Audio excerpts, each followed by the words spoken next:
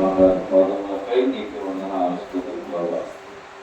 సాక్ష్యం చెప్పిన చుట్టూ కంచి దర్శనం చుట్టూ కంచి వేసి సమస్యలించి ఇబ్బందులను విడిపించండి.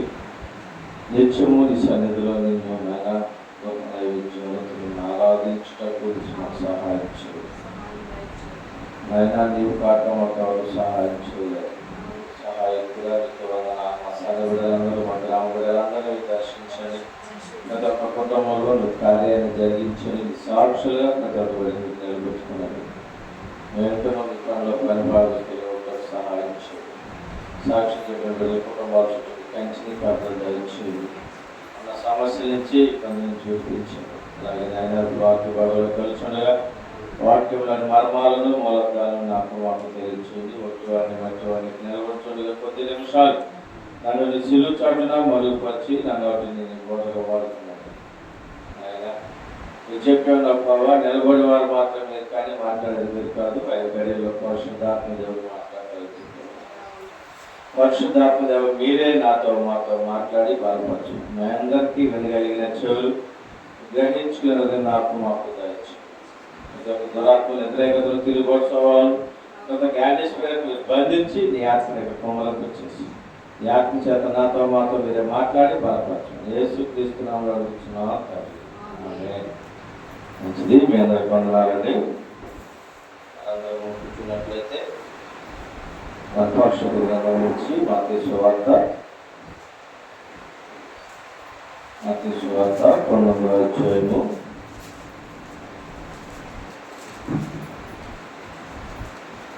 16వ వచనం నుంచి చదువుకున్నాం. ఇదిగో ఒకడు ఆయన యొద్దకు వచ్చి, బోధకుడా, నిత్య జీవము పొందుటకు నేను ఏ మంచి కార్యము చేయవలని ఆయనను అడిగాను. అందుకు ఆయన, మంచి కార్యములను గురించి నన్నెందుకు అడుగుతున్నావు? మంచివాడొక్కడే.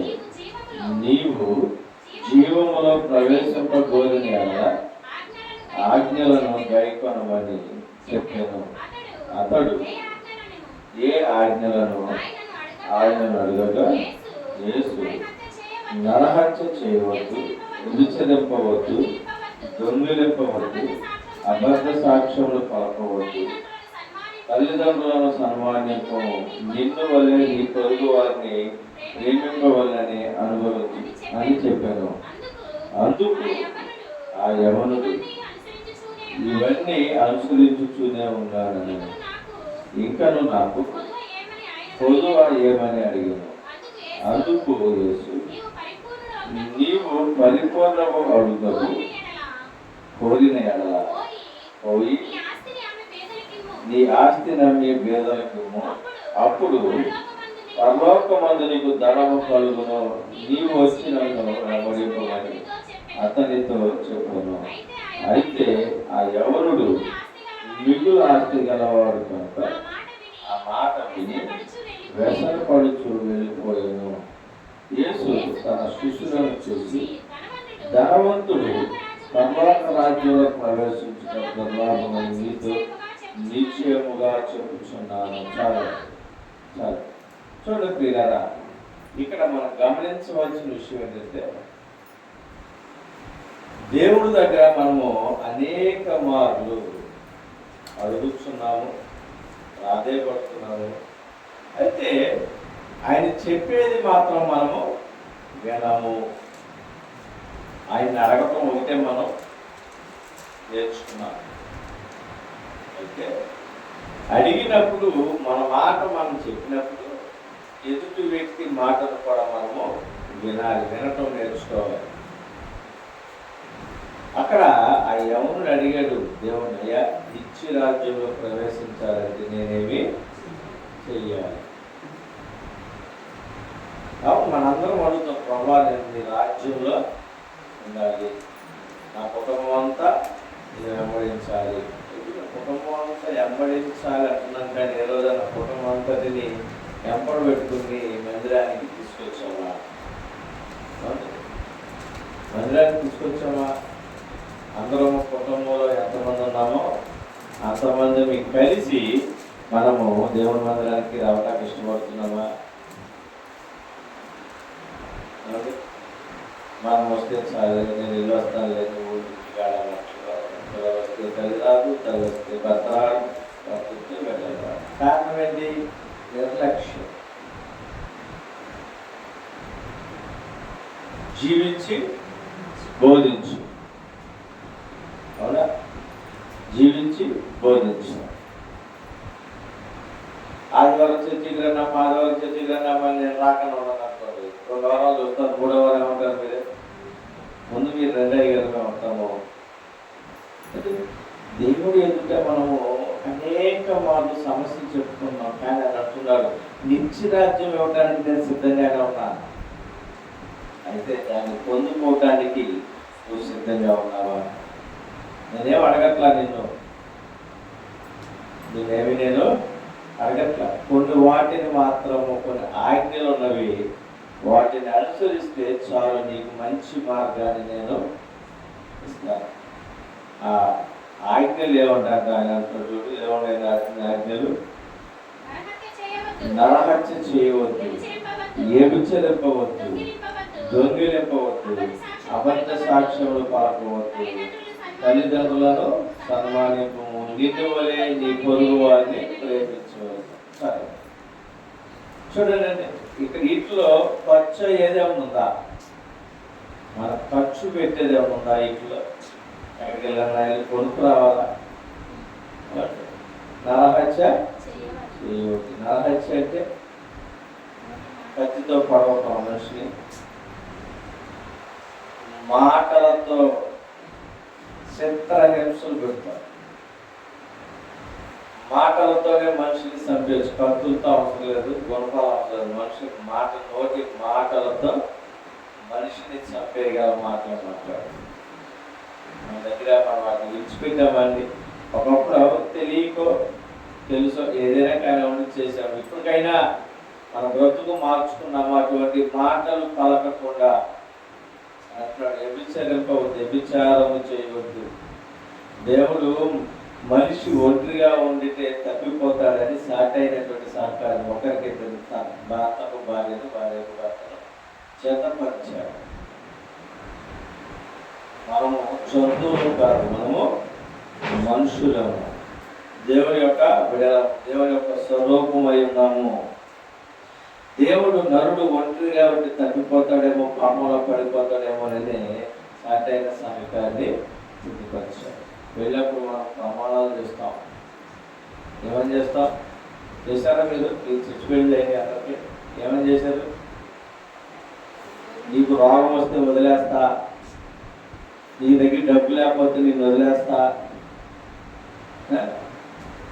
ఇలా ప్రమాణం చేసింది. మనం ఏం చేసాం? కలిమేందు, లేమియందు, బాధయందు, అనారోగ్యం, ఏ సమస్య ఉన్నా ఎప్పటికీ నేను నిన్ను విడిచిపెట్టను. నిన్ను నన్ను వేరు చేసేది ఒక మరణమే. మరి ఉందా ఆ ప్రమాణం? మన దగ్గర ఉందా? ఇవాళ ఆ ప్రమాణానికి కట్టుబడి ఉన్నామండి. దేవుడు ఎలాగో కార్యాలు చేస్తాడు. దేవుడు మాత్రం మనం ధిక్కరించిన వారిమై ఉన్నాం. చాలా మంది అంటారు, ఏ పరాయి పురుషుడితో ఎక్కడ నేను తప్పు కూడా చేయలేదు. అవును, శారీరకంగా తప్పు చేయలేదు, మనసులో ఊహించుకోవటంలో, చూసినప్పుడు తలంపులు పాడవటం, ఇవన్నీ జరగల అనేక మార్లు జరిగినాయి. వాటి నుంచి కూడా మనము పరిపూర్ణంగా ఒప్పుకొని విడిచిపెట్టాలి. శారీరకంగా పాపమే చెప్తారు, తలంపులు పాడవటం కూడా అంతకంటే అప్పుడే విత్ సెకండ్స్లో పాపం చేసినట్టు దేవుడు అంటున్నాడు. ఈ హృదయంలో కలవరం పడితే, మన హృదయంలో తలంపులు పాడైతే మన జీవితం నాశనం అయిపోతుంది. ఒప్పుకోతానని కూడా మనం ఎక్కడ ఎవరి దగ్గరికి వెళ్ళి కూడా ఒప్పుకోవడానికి కూడా అవకాశము ఉండదు. అందుకని మన హృదయాన్ని మనం జాగ్రత్తగానే అంటాడు, నీ కన్ను చేస్తే నీ దేహం అంతా, మన చూపుని జాగ్రత్తగా పరుచుకోవాలి, మన మాటలు జాగ్రత్తగా ఉండాలి, ఇది మితముగా మాట్లాడాలి. చూడు, కొంతమంది జనం మందిలో ఉంటే ఆడవాడైనా మగవాడైనా రెచ్చిపోయి మాట్లాడతారు. అంటే అందరూ నన్ను చూడాలి, అన్నట్లుగా మా ఆత్మీయతను చెప్పేవాడు. ఏంటంటే నన్ను బట్టి నన్ను చూసి ఎవరన్నా ఒక ఆడాలని తలంపులు పాడవుతే దానికి బాధ్యుడను నేనే కదా. నా వస్త్రాలంకరణ నా అవధేయతను బట్టే ఆ మనిషికి తలంపులు పాడవుతే దానికి శిక్ష అనుకుని నేనే. అలాగే నా భార్యను బట్టి ఎదుటి వ్యక్తి ఎవరైనా తలంపులు పాడవుతే దానికి బాధ్యతలు ఆ భార్య. ఎందుకంటే మనము హృదయాన్ని అలంకరించుకోవట్లా, మనుషులు చూడాలి నన్ను అని చెప్పి శరీరాన్ని అలంకరించుకుంటున్నాం. దేవుడు అంటున్నాడు, వెలుపటి అలంకరణ కంటే అంతరంగ అలంకరణ నాకు ఇష్టము. మళ్ళీ పెండ్లి కుమారుడుగా ఆయన రాబోతున్నాడు, ఆయన చూడాలి అని హృదయాన్ని అలంకరించుకున్నాడు. ఈ శరీరాన్ని అలంకరించుకుంటే మన దేవుడు చూడు ఎవరు చూస్తారు? మగవాడు అలంకరించుకుంటే ఆడవాళ్ళు చూస్తుంది, ఆడవాళ్ళు అలంకరించుకుంటే మగవాడు చూస్తారు. అప్పుడు ఏమవుతుంది? మనం ఏం చేస్తున్నాం? మనకి దేవుడికి నచ్చినట్లుగా, దేవుడికి మెచ్చినట్లుగా ఉంటున్నామా? దేవుడు పెట్టిలాగా ఉంటున్నామా? నాకు ఎలా ఉంటున్నాం? ఎలా ఉంటున్నామండి? పూలు పెట్టుకోవాలి, చెని పెట్టుకోవాలి, గొర్రె తోకని పెట్టుకోవాలి, గీత తోకని కాదు. అలంకరించుకో, బంగారం చక్కగా సింపుల్గా ముక్కుకి చెవికి ఏదో గంగిరెద్దిగా అలంకరించినట్టుగా అలంకరించుకుంటే ఏదో ప్రదర్శన ఏదో చేస్తున్నాడు అంటాడు. మరి అంటే పెళ్ళి అవుతుంది అంటే అక్కడ పెళ్లికి మనగా పెళ్లి పెద్దలు ఆలు కాదు, మనలాగా ఉంటాం. పెళ్లి కూతురు పెళ్లి కొడుకు అలా సింపుల్గా ఉంటుంది. అక్కడ మనం ప్రదర్శించుకోవడానికి అదొకటి లాగా ఉంది. ఒకప్పుడు రాజుల కాలంలో జరిగాయంట ఎద్దులు, నేను గుర్రాలను ప్రదర్శించాడు. ఇవి నా దగ్గర ఈ ఎద్దులో నేను బలమైన ఎంత అందమైన ఎద్దులో నేను ఎంతో అందమైనటువంటి గుర్రాలు ఉన్నాయని. ఇలా అది పోయింది. ఇదిగో మా ఇంట్లో ఎంత బంగారం ఉంది, ఇదిగో అది పరలోక రాజ్యం తీసుకెళ్తాం. నీతి మార్గంలో నడిపించేది పరలోకం నుంచి విడిపించి నరకానికి తీసుకుపోద్ది. దేవుడు చెప్తాడు, నీ ఆస్తి నీకు అక్కడక రాదు. ఈ లోకంలో వెండి బంగారముల కంటే నేను ఇచ్చు బహుమానం పెద్దది. మొదట అన్నిటికంటే ముఖ్యముగా మన హృదయాన్ని కాపాడుకోవాలి, కళ్ళును కాపాడుకోవాలి, మన తలంపులను కాపాడుకోవాలి. అప్పటివాడంట వీటన్నిటిని చేసేసాడు. అది పోతుంది. అన్నిటికంటే అధికముగా ఉన్నది, ఎక్కువగా మనల్ని బలహీనపరిచేది అదే. అని అంటున్నాడంట, నరహత్య చేయలేదు, దొంగలించలేదు, అన్నీ చేశాడు. మా తల్లిదండ్రులు కూడా నేను సన్మానిస్తున్నాను, అయితే ఇంకేమీ నాలో పొదువు ఉంది ఏమన్నాడ అని అంటున్నాడంట. ఈ ఆస్తి అమ్మి పేదలకు ఇచ్చి నన్ను వెంబడించు. ఈ యొక్క మాటతో వాడు ఎక్కడున్నాడు? మనం ఉంటామంటే నిజంగా చెప్పండి. ఇప్పుడు నేనే మీకు చెప్పామా, మీకు ఉన్నదానికి ఇచ్చేసి రండి, చర్చిలోకి రాకపోతే వద్దులే రామాకని అన్ననుకో, రేపు వచ్చారు కూడా ఎంతమంది ఉంటారు ఇక్కడ? నేను, నా భార్య, నా ఇద్దరు పిల్లలు ఉంటారు. ఎవరు ఉండవు. నిజం చెప్పండి, వస్తారా? ఎందుకని అంటే నీ చర్చికి రావాలంటే మేము అన్ని వదిలేసి నేను వెంబడించాలా? బాబాయ్ ఆ చర్చి నీది కాకపోతే గోడు ఉన్నాయి, ఆ చర్చికి వెళ్తాం. నీ చర్చి ఏంటి? నీ దగ్గరికి వచ్చేది కొత్త పదం చేస్తున్నావు, కొత్త కొత్త పోరలో పోతున్నావు ఏంటి అంటారు అన్నమాట. ఇక అప్పుడు వరకు నాకు కొమ్ము కాసిన మీరే, బదులు ఏమంటారు మీరే 10 మందిలో చెప్తారు. ఎట్లా అంటే భలే చెబుతున్నాడు ఆయన. కానీ ఇక్కడ నేను చెప్పట్లా, ఇది ఎవరు చెప్తున్నారు? దేవుడు చెప్తున్నాడు. ఎందుకంటే దేవుడిని ప్రేమించాలంటే లో బడ్జెట్ లో ఉంటేనే, లోబడి ఉంటేనే దేవుడిని ప్రేమించగలం.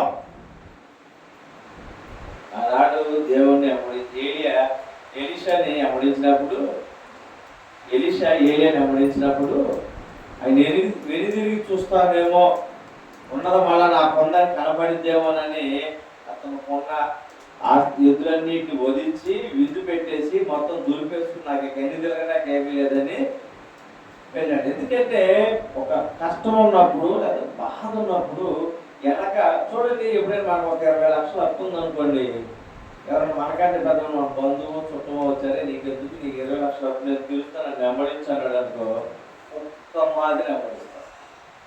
మధ్యలో ఒక సంవత్సరం తర్వాత 2 లక్షలు అప్పు కట్టాడు అనుకో, ఇంకా ఒక్క మాదిరి అనిపిస్తాను. ఎందుకు తెలుసా? నా అప్పు కడుతున్నాడు, నాకు వెనకెళ్తే ఏమీ లేదు. వాడు చీన పడతాము, వాడు బాటిల్ కడగకుండా కడుగుతాం, వాడు చెప్పులు వేయమంటే మోస్తాం, వాడు ఏం చేయమంటే చేస్తాం. ఎందుకు? ఎన్ని తిరిగి వెళ్తే అప్పులో పీకుతారు తప్ప ఉపయోగం లేదు. ఇక్కడ ఉంటే కడుపు నిండి దాడి ఎదురు అప్పు కడుతున్నాడు కదా అని ఆలోచన చేస్తారు. శారీరకంగానే లోకానుసారమైనటువంటి జీవితంలో ఉన్న అప్పునే వెళ్తే అంత ప్రేమిస్తే ఆయన నిత్య రాజ్యం ఇస్తానంటున్నాడు. ఈ లోకము అశాశ్వతమైంది, శాశ్వతం కాదు ఇది. అనుకుందాం ఆ 20 లక్షలు ఈ రోజు నా వద్ద తెలిసిపోయాడు. ఎత్తని శవాన్ని ఆపుతారా, నా 20 లక్షలు ఇచ్చి వెళ్ళరాని. కానీ చదువుకున్నాడు ఎక్కడికి వెళ్తాడు? రక్షణ లేకుండా, పాపం ఏడవకుండా, దేవుడికి తెలుసుకోకుండా, యథార్థత లేకుండా తెచ్చుకుంటే ఎక్కడికి వెళ్తాం? నరకానికి వెళ్తామండి. దేవుడి రాజ్యం వెళ్ళలేం. దేవుడిని ప్రేమించాలంటే మనము దేవుడి కంటే దేన్నైతే ఎక్కువగా ప్రేమిస్తున్నామో దాన్ని విడిచిపెట్టాలి. ఇప్పుడు మనం దేన్ని ఎక్కువ ప్రేమిస్తున్నాం? దేవుడిని, ధనాన్ని? దేవుడిని ప్రేమిస్తున్నాము. అబద్ధాలు ఆడమాట చర్చల గురించి. మనము దేవుడి కంటే ధనాన్నే ప్రేమిస్తున్నాం. బైబిల్ కంటే బంగారాన్నే ప్రేమిస్తున్నాం. బైబిల్ని బయట కుర్చీలో పెట్టి వెళ్ళిపోతాం. బంగారాన్ని ఎక్కడ పెడతాం? ఒకవేళ మనం మరణిస్తే మన బైబిల్ని మంతాన సాగం అమ్ముతారు, కానీ చిన్న ఎత్తు బంగారం కూడా ఉందో గుర్తుంచుకోండి.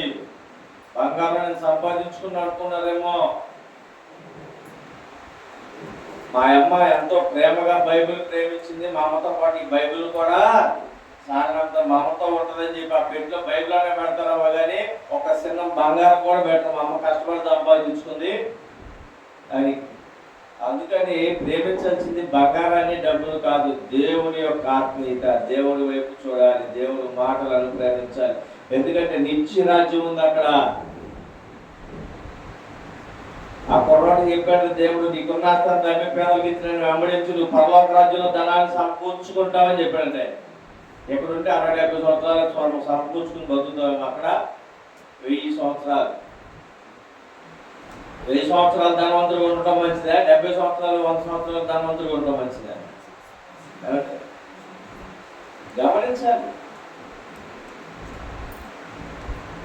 ఎవరికి వారు శాశ్వత కాలము మన బిడ్డలకు ఇచ్చే ఆస్తి విలువైనదై ఉండాలి. మనం ఘనత ఇస్తున్నాం బిడ్డలకి, ఆ ఘనత ఎక్కువ కాలం నిలబడదు. నేను యూట్యూబ్లో చూసా, 2 రైతులు ఉంటారు. 2 చూపించారనమాట. ఒకడేమో ఉన్న డబ్బులు పెట్టి ఒక ఎకరం పొలం ఉన్నాడు, 150 రూపాయలు పెట్టి. ఒకడేమో 300 పెట్టి సైకిల్ కొన్నాడు. అసలు చూసే ఉంటుంది, యూట్యూబ్లో వస్తే చూసేది. 300 పెట్టి సైకిల్ కొనుక్కున్నాడు. సైకిల్ దొక్కుంటూ వస్తుంటే ఈ 150 రూపాయలు పెట్టి పొలం కొన్నాయని అడుగుతున్నాడు. అబ్బాయి సుమారు సైకిల్ ఎక్కడరా? 300 పెట్టి కొన్నాడు సైకిల్ అని చెప్పి దాన్ని ఉందాక ఆయిల్గా తిరుగుతున్నాడు. మరి 300 పెట్టి సైకిల్ కొన్నావా? నువ్వేంటిరా 150 రూపాయలు పెట్టి పొలం కొన్నావు, ఏం ఉపయోగం పొలం అంటే? అక్కడ కలిసిపోయింది. 2వ కాలం వచ్చింది, 3వ కాలం వచ్చింది. ఇంకా మూడో కాలం వచ్చిన ఆ డొక్కు సైకిల్ తిరుగుతున్నాడు అని మనోడు బెచ్చుదారులో తిరుగుతున్నాడు. ఏంటిరా మీ తాత మా తాత చేశాడంటే, ఆనాడు మా తాత పొలం కొన్నాడు, అది ఎలా 3 కోట్లు అయింది. మీ తాత ఏమన్నాడు, ఇదిగో డొక్కు సైకిల్ ఇచ్చాడు మా తాత. కారణం ఏంటి? మనము అధిగమించి ఈ లోకంలో ఉన్నటువంటి ఘనతను కోరుకున్నాం. వాడు సైకిల్ ఎక్కాడు, ఆ సైకిల్ మాత్రమే మిగిలింది. ఈ వ్యక్తి తన తరాలకు కావాల్సినటువంటి సంపద ఏదైతే నా బిడ్డలకు అక్కరకు వస్తుందంటాడు, అది సంపాదించి బిడ్డలకి. అలాగే మనం ఈ లోకంలో బిడ్డలకు అక్కరకు వచ్చే ఆస్తి ఏంటంటే దేవుడి ప్రేమ, దేవుడు రాజ్యం అక్కడికి వస్తుంది, నీతి అక్కడికి వస్తుంది, యథార్థత అక్కడికి వస్తుంది. ఈ లోకంలో వెండి బంగారం అక్కడికి రాదు, అది కొంతకాలము మాత్రమే ఉంటుంది. మనం ఎంత సంపాదించినా మన బ్రతుకులో మార్పు లేనప్పుడు దేవుడు రాజ్యము ప్రవేశించలేము. అది ఏ మతమైనా ఏ కులమైనా సరే మనం దేవుడి మాటను శిరస వహించాలి, దేవుడిని వెంబడించాలి. అని అంటున్నాడు, నీ తల్లిదండ్రులను సన్మానింపుము. తల్లిదండ్రులకు సన్మానిస్తున్నామని మనము పట్టుకొని ఉంటే చాలు.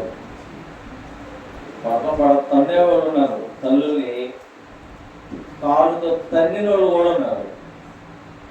ఇంకెందుకు బతుకుతున్న సావరాదాన్ని వాళ్ళు కూడా ఉన్నారు.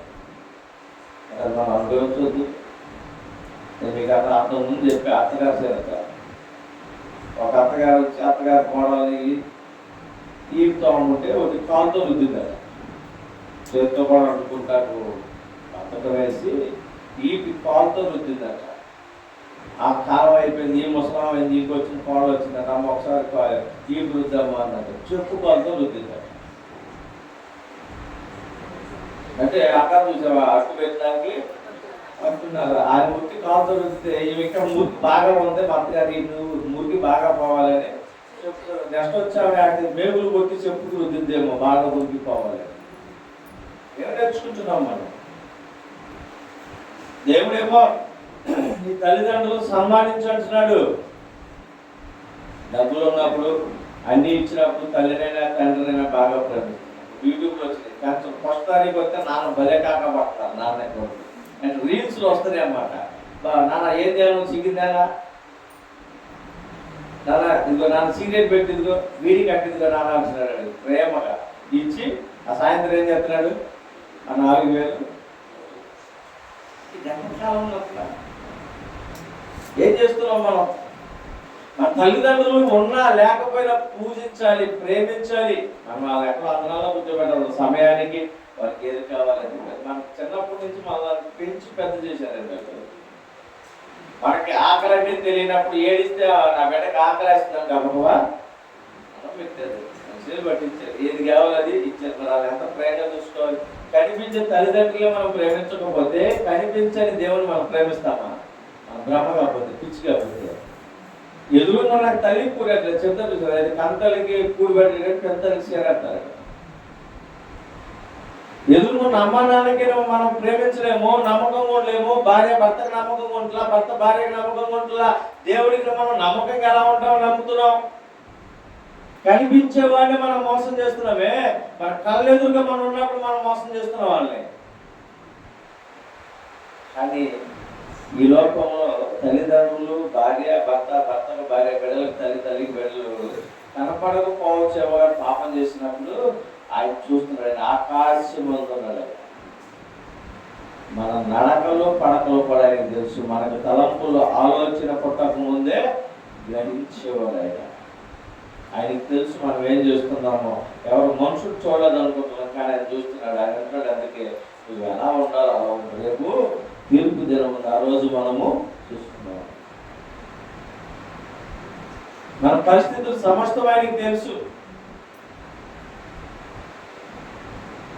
ఆయన అంటాడు, అబద్ధ సాక్ష్యము సాక్ష్యాలు చెప్తూ ఉంటాం. ఏళ్ళ మీద కాళ్ళ మీద సాడి మనం ఎదుటి వారి మీద నిందల మోపి ఏదైతే మనము ఆనందిస్తున్నామో కొద్ది దినాలు తిరిగి రాకుండా ఆ నిందలు మనము వేయవలసి వస్తుంది. అది ఖచ్చితంగా మనం అనుభవిస్తాం. మన కుటుంబంలో మన బిడ్డలు అనుభవిస్తారు. శాపంగా మారిపోతుంది. ప్రతి విషయంలో గమనించాలి. మనం ఏదైతే విత్తామో ఆ పంటకి కోస్తాము. మనం ఏది ఇస్తామో అదే కోస్తాం. మనం ఈరోజు ఎదుటి వారి మీద నిందలు సాడీలు మోపితే రేపొద్దు మనము అదే అనుభవించాలి. గమనించి మనం తెలుసుకోవాలి. బాధలు, బంధకాలు, సమస్యలు, ఇబ్బందులు, అనేకమైన సమస్యలు అందరికీ ఉన్నాయి. ఆస్తుంటే బాధలు ఏమనుకోవద్దు. ఆస్తున్నా, అంతస్తులు, నిన్నున్నా బాధలు అనేవి 100% ప్రతి మనిషికి ఉంటాయి. కాకపోతే వాళ్ళు బయటికి చెప్పుకోడు. మనం ఏం చేస్తాం, చిన్న బాధ వస్తే ఆ బాధ చెప్పుకుని నలుగురితో పంచుకుంటూ అది లోపం అయిపోతుంది తప్ప అది మనం మర్మంగా దాచుకోవాలి. దేవుడికి కనిపించుకోవాలి. అది మనుషుడి కంటే దేవుడికి చెప్పుకుంటే ఆ బాధ నుంచి మనల్ని విడుదల ఇస్తాడు దేవుడు. మనుషులు చెప్పుకుంటే మన ఎదురుగా అయ్యో పాపం అంటారు, పక్కేలాకి పలానా ఇస్తారంట, పలానా ఎట్లా అయిపోయిందంట, బాగా ఇబ్బంది పడుతుంది అని 10 మందికి చెప్తారు. మన అవసరంగా ఎక్కడికి చదువుకోలేమి. అందుకంటే దేవుడు ఎదుటి సాగిలపడాలి. బాధ అయినా, కష్టమైనా, సంతోషమైన ఏదైనా మొదట దేవుడు ఎదుటి సాగిలపడితే దేవుడు కార్యం చేస్తాడు. మన తలంపులో చేయలేదు, దేవుడిని అడగాలి. మన ఊహలో జయం లేదు, దేవుడిని అడగాలి. మాటల్లో జయం లేదు, దేవుడిని అడగాలి. ప్రభు నాకు ఈ విషయంలో నాకు జయాన్ని ఇవ్వు. మనం అడిగేదల్లా ఒకటే అడుగుతున్నాం, మాకు ఆర్థికంగా ఇబ్బంది ఉంది, జయాన్ని ఇవ్వు. కానీ నేను తప్పిపోయాను, నాకు జయాన్ని ఇవ్వని అడగట్లా. నేను తప్పు చేశాను, నాకు జయాన్ని ఇవ్వని అడగట్లా. అనేక మార్లు దేవుని అడిగే ప్రశ్న మనం ఒకటే, నా సమస్య నుంచి విడిపించు. ఆయన అంటున్నాడు, విడిపించడానికి సిద్ధంగా ఉన్నా, నేను నిశ్చంతలోకి తీసుకెళ్తా, నేను రెడీ. అయితే రావటానికి నువ్వు రెడీగా ఉన్నావా? దేవుడు అంటున్నాడు, ధనవంతులు పరలోక రాజ్యం ప్రవేశించుగా దుర్లాభం. ఎందుకంటే దుర్లాభం? ధనవంతులు అంటే డబ్బు ఎక్కువ ఉన్న వాళ్ళు ధనవంతులు రావడం కాదని అనేది. దేవుడిని విడిచి డబ్బును ప్రేమించేవారు మాత్రం పరలోక రాజ్యం లేదు. ధనాపేక్ష గలవారికి పరలోక రాజ్యం లేదు. దాన్ని మనం గమనించాలి. ప్రవక్తలైనటువంటి వారు, ఆయన వెంబడించిన వారు, ఎంతో మంది దేవుడిని వెంబడించిన వారు ధనాన్ని విడిచి గమనించారు. ఆయన్ని వెంబడించినట్లుగా నడుస్తూ ధనాన్ని ప్రేమించిన వారు ఇద్దరు ముగ్గురు కూడా మనము చూసాము. యేసు ప్రభు వారితో ఉన్నటువంటి ఇస్కరియోతు యోధ ధనాన్ని ప్రేమించాడు, దేవుడితో ఉన్నట్లుగా నటించాడు. మనకులాగా ఏమైపోయాడు? ధనాన్ని సంపాదించుకున్నాడా? యేసు ప్రభు వారిని అప్పగించి ధనాన్ని సంపాదించిన సంతోషం ఉన్నాడా? తను తాను పాపం శాపంగా మారింది, తను తాను గురిపెట్టుకుని. ఎలీషాని వెంబడించినటువంటి గెహాజీ, ఎలీషా ఏమో ఈ డబ్బు నాకు, నా దేవుడు నాకు ఉన్నాడంటే, గెహాజీ ధనాన్ని ప్రేమించాడు. ఆయన ఒక అర్ధగంటలని వెళ్ళి తెచ్చుకున్నాడు, ధనాన్ని దాచుకున్నాడు. అది ఎవరు చూసేది? ఎవరికి తెలిసేది? దేవుడు చూస్తున్నాడు. ఆయన ఈయనకి వర్తమానం వచ్చాడు. ఎవరికి? ఎలీషా. ఆయన చెప్పి అడిగాడు, అప్పుడు అక్కడి నుంచి నయమాన్ని ఆయన ఏదైతే వదిలించుకున్నాడో అది నీవు నీ వంశ వారికి సంపాదించుకో. నువ్వు దాచుకున్నావు కదా, నీ దగ్గర ఉంచుకోవాలి. ధనవంతుడు లాజరును చూస్తున్నాం, ఇద్దరు చనిపోయారు. మరణం అనేది ప్రతి ఒక్కరికి ఉంటుంది. ధనవంతుగా కలవాడ, పెద్ద పొలమా చిన్న పొలమా ఇంకో పొలం అనేది ఎవరికి తారతమ్యాలు లేవు. అయితే ఈ ధనవంతుడేమో ఉందాతనంగా ఉదాహరణలు బట్టలు వేసుకుంటూ, సందర్భ వస్త్రం వేసుకుంటూ దర్జాగా బతికేశాడు, డబ్బులు ప్రేమించుకుంటూ బ్రతికేశాడు. తినుము త్రాగుము చూపించుము అన్నట్లుగా. దేవుడు అంటే అక్కడ భయభక్తులు కానీ దేవుని వెంబడించాలని కానీ ఏం లేదు, ఏదో నామకార్థమైన క్రైస్తవం ఉన్నట్లుగా మనం వెళ్ళిపోతాం. మనం అలాగే దేవుడు అంటే భయం లేదు. ఈ రోజుకి మనకు గడిచిందా లేదా, రేపు పొద్దున్న తెలుసుకున్నాం లేదా, మన బిడ్డలకు రేపు దాచుకున్నాం లేదా అని ఆలోచన చేస్తున్నాం. రాత్రేమో ఏమీ లేదు, ఏమీ లేకపోవడానికి చక్కగా రోజు అయినా దేవుని స్తుతించుకునేవాడు. అది తినగా మిగిలిన కిందపడితే తిని ప్రతికి దేవుణ్ణి స్తుతించుకుంటున్నాడు. పవన్ నువ్వైతే నాకు ఈ రోజుకి ఎంతమంది ఎదురు చూస్తున్నావు, ఈ రోజుకి నాకు ఇచ్చే వస్తువులు పవన్. కొంతమంది అయితే 6 నెలలు పెట్టుకుని ఇయ్యని లేదన్నారు. అన్ని విషయాలు దేవుడు చూస్తున్నాడు. ఆయన అంటున్నాడు, ఈ రోజుకి చాలు, ఏ రోజుది ఆ రోజుకి. రేపుడు గురించి రేపే చింతించుకుంటుంది. రేపుడు గురించి రేపు మనం ఉంటామో ఉన్నామో తెలియదు. ఈ క్షణము ఇంకొక గంటకి అరగంటకి ఎవరు ఉంటామో ఎవరు పోతామో నల్లారా తిరిగి రండి పిలుస్తారు. ఎవరు పిలుస్తారో ఎవరు వెళ్తారో ఎప్పుడు ఎవరికి తెలియదు. అందుకని మనం సిద్ధపాటు కలిగి ఉండాలి.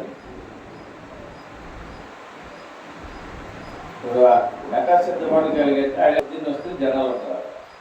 ఎవరి పని కాదు, ఎవరి కాదు కన్వయసులు వచ్చి క్యాన్సర్ వచ్చి నుంచి ఉంటారు. అక్కడ కాఫీ పనులు వచ్చి కాఫీ పనులని, వంట మాస్టర్లు వచ్చి వంట మాస్టర్ని, లేబర్ పనికి ఏ పనులు ఆ పని పిలుచుకుని వెళ్ళిపోతారు. అంతే. అక్కడ నుంచి పని వాళ్ళు వచ్చాక పని వస్తాను అన్నాడు అనుకో, సరే ఉంటే వస్తాను, బయటికి వెళ్ళి తావు తెచ్చుకుంటాను, అన్నగారు చూసుకుంటాను ఉంటాను అనుకో, తీసుకెళ్తారా?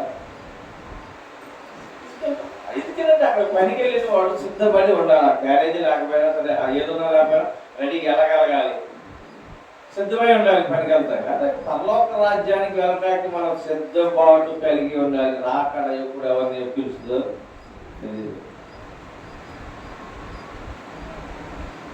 అన్ని సమస్యలు ఉన్నాయి. మనిషి అన్నాక ప్రతి వాడికి సమస్యలు, బాధలు ఉన్నాయి. కానీ వాటిని మింగుకుంటూ దేవుడి వైపు చూస్తూ ముందుకు సాగితేనే, ఆయన వెంబడిస్తేనే, ఆయన పక్కన పెట్టి డబ్బే ప్రాధాన్యత అనుకున్న వారికి పరలోక రాజ్యంలో ప్రవేశించడం అవసరం. మొదట అన్నిటికంటే తల్లిదండ్రులు సన్మానించాలి. మన పొరుగు వారు కూడా మనలాగా ప్రేమించాలి. ప్రేమిస్తున్నామని మన పొరుగు వారిని మనలాగానే మన బిడ్డలాగా ఏదైనా అవసరంతో ఉన్న బాధలో ఉన్న ఇబ్బందులు ఉన్న చూడగలుగుతున్నామా? వాళ్ళకి లేదు, మన దగ్గర ఉంది, వారికి లేదు. మనకి 2 రోజులకి ఆహారం వాళ్ళ దగ్గర అసలు లేదు. 1 రోజుకే మెరగాలం వాళ్ళకి అమ్మాయిలో పూటగా చెప్తున్నారు. ఆకలి కొని ఉన్న వాళ్ళకి నువ్వు ఆహారం పెట్టినప్పుడు అది నాకు పెట్టినట్లే. వస్త్రాగినోడికి నువ్వు వస్త్రం ఇస్తే అది నాకు ఇచ్చినట్లే అంటున్నాడు కదా. మనం చదువుకుంటున్నాం, వింటున్నాం కదా. ఏం చేస్తున్నాం? మనం ఏమి నేర్చుకుంటున్నాం? మనం పరిశీలన చేసుకోవాలి. ప్రతి సమస్య నుంచి విడిపించబడాలంటే మొదట దేవుడు మాటకు లోబడాలి, ఆజ్ఞలను సహించాలి. ఆ వాక్యానికి మనం లోబడి ఉండాలి, వాక్యాన్ని ప్రేమించాలి. మనం ప్రేమించినట్లుగా నటిస్తున్నాం, వేషధారణ భక్తి చేస్తున్నట్లు కదా అని అంటున్నాడు. వేసికైనా ఒప్పుకుంటే ఒకవేళ పరలోక రాజ్యం ఇస్తేనేమో, కానీ వేషధారికి పరలోక రాజ్యము నటించే వారికి ఉంటున్నాం. కపటమైన ప్రేమ, కపటమైన మాటలు నుంచి విడిపించబడాలి. నిత్య రాజ్యంలో ప్రవేశించాలంటే మొదట ఆయన వెంబడించాలి.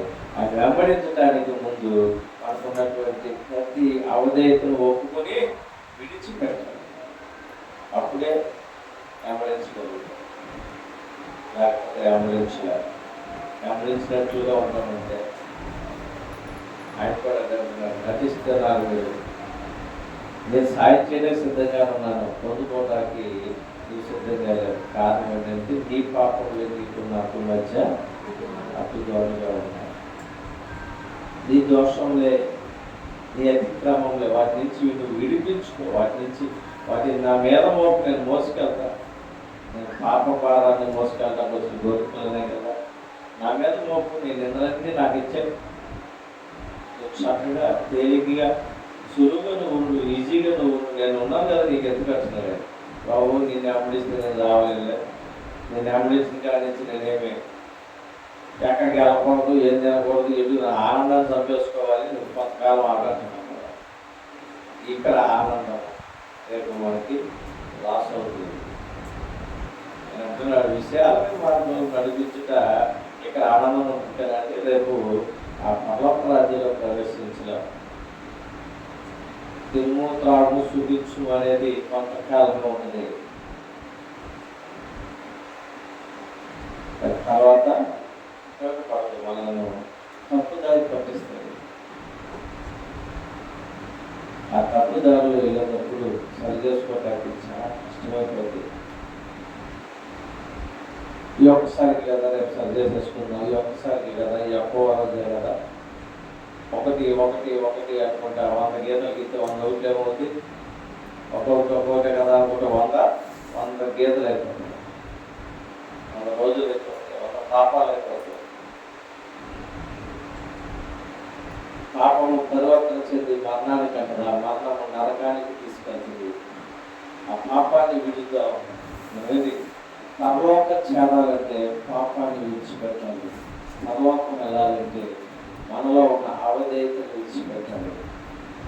ఆయన చూస్తున్నాడు, మనం ఎలా ఉన్నామో చూస్తున్నాడు. మన స్థితిగతులను పరిశీలన చేస్తున్నాడు. సమస్తాన్ని చూస్తున్న దేవుడు ఆయన. పాస్టర్ గారు చూడకపోవచ్చు, సంఘటనలు చూడకపోవచ్చు, ఊళ్ళో మనం పక్కింటి వారు చూడకపోవచ్చు, మనం ఏం చేస్తున్నాము. కానీ ఆకాశం ఉన్న ఆయన చూస్తున్నాడు, మనందరూ వీడియో తీస్తున్నాడు, మన పరిస్థితులన్నింటినీ చూస్తున్నాడు. ఆయనకు తెలుసు. ఆయనకి చూస్తున్నాడు. భయం కలిగి మనందరం ప్రార్థన చేసుకుందాం. అందరం చిన్న ప్రార్థన చేసుకుందాం. విన్న వాటిని బట్టి మనం ఎలా ఉన్నామో మన పరిస్థితి ఏంటని చూస్తున్నాడు. ఆయన అంటున్నాడు, నిత్య జీవములకు ప్రవేశించాలంటే చిన్న చిన్న ఆజ్ఞలు, నరహత్య చేయకు, అబద్ధ సాక్ష్యాలు పలకకు, ఈ తల్లిదండ్రులు సన్మానించము, వ్యభిచరించవద్దు, దొంగిలించవద్దు, ఈ పొరుగు అని ఆశించవద్దు. వచ్చినట్టు అవును ప్రభా, ఇవన్నీ నాలో ఉన్నాయ్యా. అబద్ధికుని నేనే, మోసగాని నేనే ప్రభా, వ్యభిచారి నేనే, నా తల్లిదండ్రులను హింసించేవాడు, నన్ను ప్రేమించలేని వాడిగా నేను ఉన్నాను. నా అత్తమామ కూడా ప్రేమించలేని వాడిగా ఉన్నాను. నన్ను క్షమించడయ్యా. ఎదుటి వాడి మీద సాడీలు చెప్పి నిందలు మోపేవాడిగా నేను ఉంటున్నాను. గొడవలు పెట్టేవాడిగా నేను ఉంటున్నానయ్యా. దయతో నన్ను క్షమించడయ్యా, క్షమించడయ్యా. నా స్థితిని నాకు ఈరోజు అర్థం చేసావు, నా పరిస్థితి నాకు తెలియచేసావు నాయన. దాన్ని బట్టి కోట్లాది స్థుతులు చెల్లిస్తున్నాను. ఈ రోజు మొదలుకొని నా జీవితాన్ని నేను మార్చుకుంటా. నా బ్రతుకులో జయం నాకు కావాలయ్యా. నా చూపుల్లో నాకు జయం కావాలి, నా మాటల్లో నాకు జయం కావాలి, నా ఆలోచనలో జయం కావాలి, నా శరీర కోరికల మీద జయం కావాలి. నా తల్లిదండ్రులను నేను ప్రేమించాలి, నా ఇరుగు పొరుగు వారిని నేను ప్రేమించాలి, నా స్నేహితులను నేను ప్రేమించాలి, నా సంఘ బిడ్డలు, నా గ్రామ బిడ్డలందరినీ నేను ప్రేమించాలి. ఈ లోకంలో అందరినీ ప్రేమించుకుంటూ వారి కొరకు నేను ప్రయాసపడటం నాకు నేర్పించాను. ఈ లోకంలో ధనం అశాశ్వతము, ఈ లోక బంధాల శాశ్వతము, నీ ప్రేమ శాశ్వతము, నీ రాజ్యము శాశ్వతము. నీ నిత్య రాజ్యంలో మేము ప్రవేశించాలంటే కష్టమైన, బాధ అయిన, దుఃఖమైన నిన్ను వెంబడించడం నాకు మాకు నేర్పించు.